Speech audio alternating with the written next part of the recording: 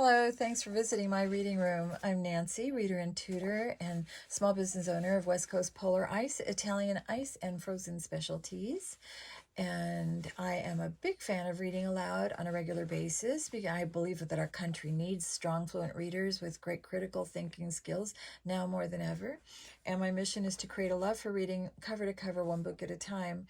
And I'm also going to be incorporating Wordly Wise, which are reading passages that are nonfiction, which is great because they give you, bits and pieces of trivia. They're short reads, but they also incorporate lots of really wonderful words, and which is really right in line with what I'm trying to accomplish here as part of my mission. So I'm going to go ahead and read the word and the definition, and then I'll read the short passage. It shouldn't take that long. So we'll start with the first word. Extroverted. Let me just find out. I want to read it exactly how they have it here. A noun, a person whose attention is focused on others and on what is going on around him or her rather than on her or his own feelings. Ray is an extrovert now, but he was rather shy as a young child. And extroverted is an adjective. Because she is so extroverted, she loves to perform in front of a large crowd. Asperity is the second word. It's a noun. Sharpness or harshness of manner. There was a noticeable asperity in her voice as she scolded the children for teasing Andrea. It also means roughness of surface or unevenness. Running my fingers over the new countertop, I detected a certain asperity. The third word, unremitting, let me find it on here, is an adjective, not stopping or slowing down, constant. The unremitting sounds of the city kept me awake in my hotel room all night. The next word, rambunctious, is an adjective, behaving in a wild and unruly manner. When the puppies get too rambunctious in their play, the trainer separates them. The next word, hierarchy, is a noun, a group or system in which positions of power are ranked, usually from lowest to highest. In the state government hierarchy, the governor is at the top. Doleful, an adjective, mournful or full of sorrow, causing grief. The doleful look on her face told me she had not gotten the grant to go to the summer program. Instigate, a verb, to stir up or urge on, to provoke. Because Joy was jealous of Dara's friendship with Kim, she instigated an argument between them. Rudiments, a noun, a basic principle or skill. This book teaches the rudiments of cooking, but it will not make you a master chef. It also means an undeveloped or beginning stage. The rudiments of the club's plan to raise money seemed promising until we discussed them more, at which point we realized how unrealistic they were. Undermine, a verb, to weaken or ruin by degrees. His smoking habit seriously undermined his health. To attack by indirect, secret, or underhanded means. During World War II, the French underground sought to undermine the Nazi occupation. Repertoire, a noun.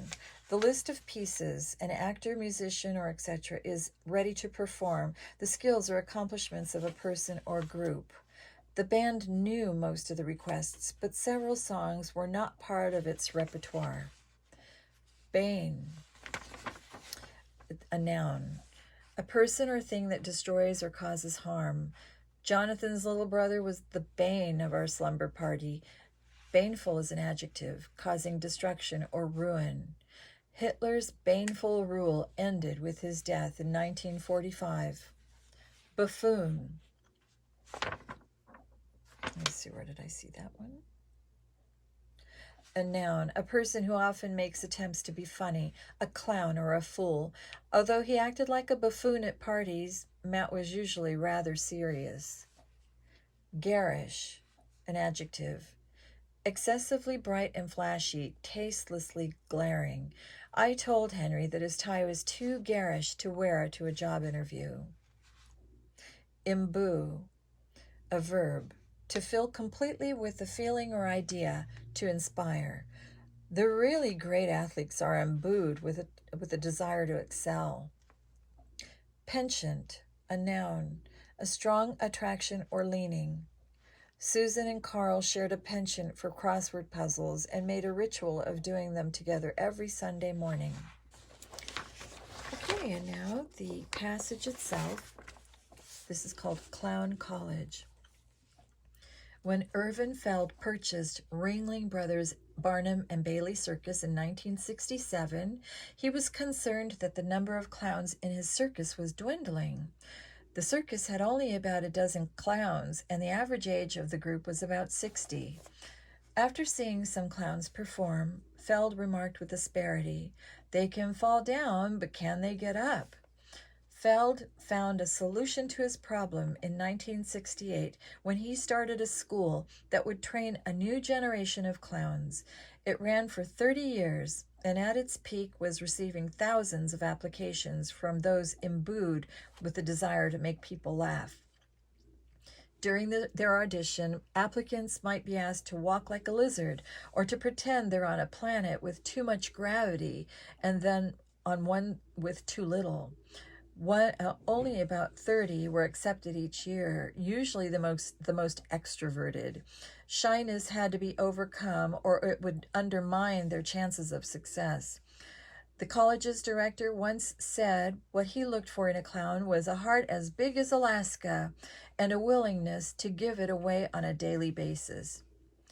After admission, 8 weeks of unremitting hard work faced the successful applicants. For 14 hours a day, 6 days a week, students learned the rudiments of clowning. Classes were typically taught by veteran clowns, many of whom were big-name circus performers at the top of the circus hierarchy. Their day began with warm-ups at 8 a.m., followed by an hour-long makeup class. From 9:30 a.m. until dinner time, students practiced the physical aspects of clowning, tumbling, taking pratfalls, walking on stilts, riding unicycles, and juggling. At the same time, they worked on developing their own repertoire of tricks and stunts. They also had to decide which of the two basic types of clown they aspired to be. The Auguste, pronounced Auguste, wears garish clothing several sizes too big for him or her.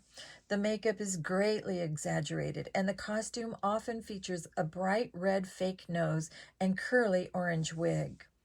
The bane of the other clowns, the Auguste specializes in rambunctious behavior and delights in instigating mischief in the circus ring and acting like a buffoon.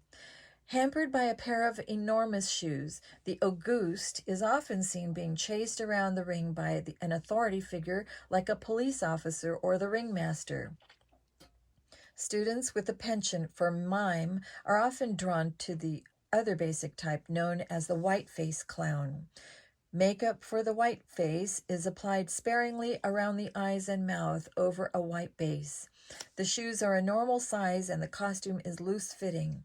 The hair is completely hidden under a skull cap, over which the white face wears a neat cone-shaped hat. Much of circus comedy is based on interactions between the Auguste and the white-face clowns. The white face is often a victim of the Auguste's antics and therefore usually has a doleful expression. In 1995, Clown College moved from Florida to Wisconsin, and 2 years later, as a result of cost-cutting measures, it closed its doors permanently. During its 30 years, it graduated about 1,500 clowns. Class reunions are held every year when about 300 present and former clowns get together to swap stories of circus life. With no more clowns being graduated, many of them tell of receiving calls from the circus inviting them to return. But the work is hard, the pay is low, and the turnover is high. Not many are tempted by such offers. All agree, however, that their experience with the circus was an exciting time of their lives. They had lived a childhood dream. They ran away to join the circus. And I hope you all enjoyed that. Have a good evening. Good night.